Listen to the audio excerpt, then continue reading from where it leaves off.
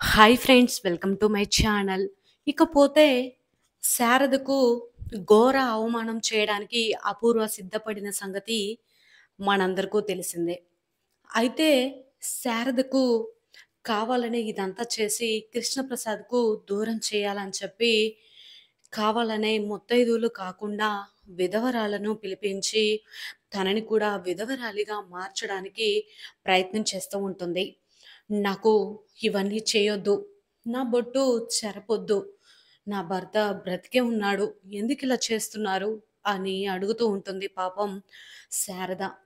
శారద ఎంత బ్రతిమిలాడినా కూడా తన మాటను పట్టించుకొని కామ్‌గా చేయించుకోకపోతే అక్కడ చూసావు కదా!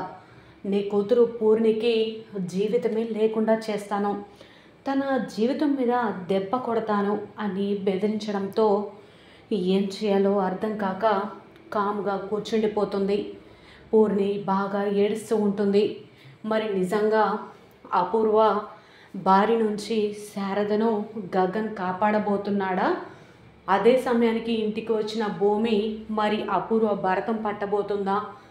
నిజంగా ఏం జరుగుతుంది తెలుసుకోవాలి అంటే పూర్తి వీడియోలోకి వెళ్ళిపోదాం. పూర్తి వీడియోని చూసే ముందు మొదటిసారిగా నా ఛానల్ని చూస్తున్నట్లయితే ఇప్పుడే సబ్స్క్రైబ్ చేసి పక్కనే ఉన్న గంట సింబల్ని కూడా యాక్టివేట్ చేసుకోండి. అలా చేయడం వల్ల నేను పెట్టే ప్రతి ఒక్క వీడియో అప్డేట్ అనేది మీ వరకు ఈజీగా వచ్చేస్తుంది.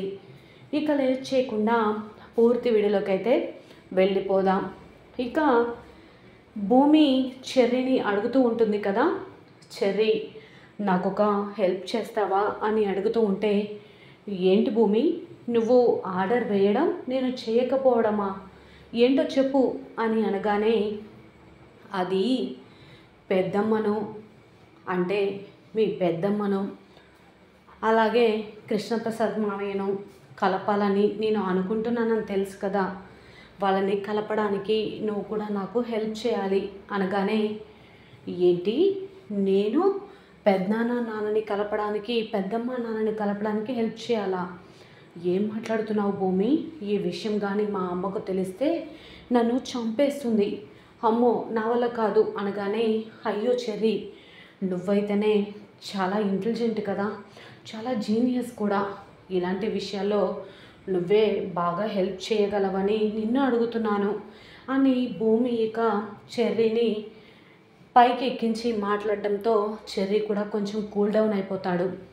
నేను జీనియస్ అని నాకు తెలుసు, నీకు కూడా తెలిసిపోయిందా అనగానే, ఇన్నాళ్ళ నుంచి నీతో ట్రావెల్ చేస్తున్నాను చెర్రీ, ఆ మాత్రం తెలియకుండా ఉంటుందా చెప్పు అని అనగానే, అవునవును, అయితే నేను పెద్దమ్మ నాన్నను కలపడానికి హెల్ప్ చేస్తాను, కానీ మరి పెద్దమ్మ నాన్న కలిసిపోతే మా అమ్మ పరిస్థితి ఏంటి అని అంటూ ఉంటే వెంటనే భూమి ఇలా ఆలోచిస్తూ ఉంటుంది.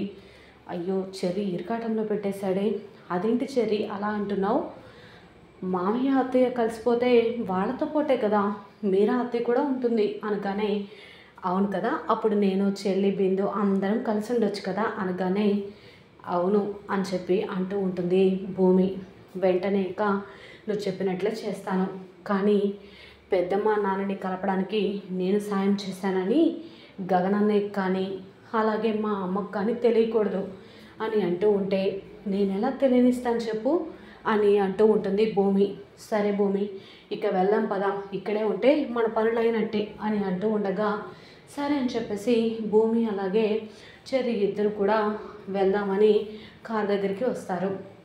అప్పుడే శివ ఇక శరత్చంద్ర గారి ఇల్లు ఎక్కడండి మీకు తెలుసా అని రోడ్డున వెళ్ళే ప్రతి ఒక్కరిని కూడా అడుగుతూ ఉంటాడు. అప్పుడు శరత్చంద్ర, ఎవరు, ఇంటి పేరేంటి చెప్పు అని అడుగుతూ ఉంటే, ఇంటి పేరు తెలీదండి, కానీ ఆయన ఈ సిటీలోనే టాప్ బిజినెస్ మ్యాన్ అని విన్నాను అని అంటూ ఉంటే, అయ్యో నేను కూడా ఈ మధ్య సిటీకి వచ్చానండి, నాకేమీ అంతగా తెలియదు, ఎవరైనా అడగండి అని అక్కడ ఉన్న అతను చెప్పడంతో అందరిని కూడా అడుగుతూ వస్తూ ఉంటాడు. భూమి కార్ ఎక్కడానికి కార్ డోర్ లాగడంతో అప్పుడే తన చుట్టూ ఉన్నవాళ్ళు అంటే తనకి కావాల్సిన వాళ్ళు పక్కనే ఉన్నట్లు అనిపించడంతో కారు ఎక్కకుండా ఆగిపోతుంది. వెంటనే ఈ విధంగా అంటూ ఉంటాడు చెర్రీ, ఏమైంది భూమి, అక్కడే ఆగిపోయావు అని అడుగుతూ ఉంటే, అది ఇక్కడ నాకు కావాల్సిన వాళ్ళు ఎవరో దగ్గరగా ఉన్నట్లు అనిపిస్తుంది అని అంటూ ఉంటే, నేను కూడా నీకు కావాల్సిన వాడినే కదా అనగానే భూమి అలానే చూస్తూ ఉంటే, అదే భూమి దాని అర్థం నేను కూడా నీ మేనత్త కొడుకునే కదా, నీ రక్త సంబంధం, అందుకే అలా అనిపించుంటుంది ఎక్కువ అనగానే వెంటనే కారెక్కుతుంది. కారెక్కుతున్న భూమిని చూసి శివ షాక్ అయిపోతాడు. అక్క అక్క అని చెప్పి కారు వెనకాలే పరిగెత్తుకుంటూ వస్తూ ఉంటాడు. కానీ అప్పటికే చెర్రీ భూమి ఇద్దరు కూడా వెళ్ళిపోతారు. ఇకపోతే ఇంట్లో శారద అలాగే పూర్ణి ఇద్దరు కూడా మీరా బంధించడంతో బాధపడుతూ ఉంటారు కదా. శరత్చంద్ర ఆగమేఘాల మీద ఇంటికి వచ్చేస్తాడు. మీరా ఆ శారద ఎక్కడ అనగానే తీసుకొస్తున్నాను అన్నయ్య అని చెప్పి శారద పూర్ణి ఇద్దరిని కూడా బయటకు తీసుకొస్తుంది మీరా. వెంటనే శరత్చంద్ర, నీ కొడుకు మా పరువు తీసి వెళ్ళిపోయాడు, మళ్ళీ ఏ ముఖం పెట్టుకొని నువ్వు ఆ విడాకుల పేపర్లు కాజేశావు, పూర్ణి ఇక్కడే ఉంటుంది, వెళ్ళి విడాకుల పేపర్లు తీసుకురా అనగానే, విడాకుల పేపర్లు నా దగ్గర లేవు, సంతకం పెట్టి ఆ రోజే మీరా చేతికి ఇచ్చాను, నాకు తెలీదు అనగానే, తప్పు చేసిన వాడైనా తప్పు ఒప్పుకుంటాడా, అలాగే దొంగ కూడా నేను దొంగని నేను ఒప్పుకుంటాడా, లేదు కదా, నీ దొంగ బుద్ధి పోనించుకున్నావు కాదు అని చెప్పి శారదను అనరాని మాటలు అంటూ ఉంటాడు శరత్చంద్ర. ఎంత చెప్పినా వినట్లేదు, ఎవరి మీద ఒట్టేస్తానన్నా ఒప్పుకోవట్లేదు. అయితే అన్నయ్య తను దొంగతనం చేసిన పేపర్లు ఇంకా తన దగ్గర ఉంచుకుంటుందా, ఈ పాటికే చించేసి ఉంటుంది లేదా కాల్చేసి ఉంటుంది అన్నయ్య అనగానే, అయితే మళ్ళీ పేపర్ల మీద సంతకం తీసుకుందామా మీరా అని అడుగుతూ ఉంటే, లేదన్నయ్య పేపర్ల మీద సంతకం తీసుకున్నంత మాత్రాన మళ్ళీ ఇలా చేయదని గ్యారంటీ ఏంటి, ఏదో ఒకటి చేసి తనకి ఇంతకంటే ఎక్కువ శిక్ష వేయాలి అని చెప్పడం అపూర్వ రావడం, అవును అని చెప్పి లేనిపోనివన్నీ కూడా నూరిపోస్తూ ఉంటుంది.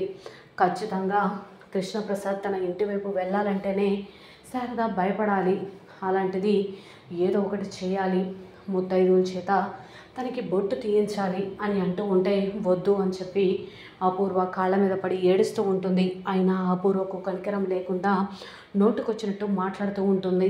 కృష్ణప్రసాద్ బ్రతికుండగా తాళి బొట్టు గాజులు ఎలా తీస్తుంది అని చెప్పి తన తల్లి అన్నా కూడా కృష్ణప్రసాద్ ఇక శారద దృష్టిలో చనిపోయినట్లే అని అంటూ ఉంటే, అదేంటమ్మా అలా మాట్లాడుతున్నావు, నువ్వు చేసేది కరెక్ట్ కాదన్నా కూడా మీరా ఆ ఏర్పాట్లు చూడు అనడం, అన్ని ఏర్పాట్లు చేసి కావాలనే శారదను బెదిరించి అందరి ముందు కూడా కూర్చోబెట్టి పూర్ణికి జీవితం లేకుండా చేస్తానని చెప్పడంతో శారద భయపడిపోయి వాళ్ళు చేసే వాటన్నిటికి కూడా ఒప్పుకుంటుంది.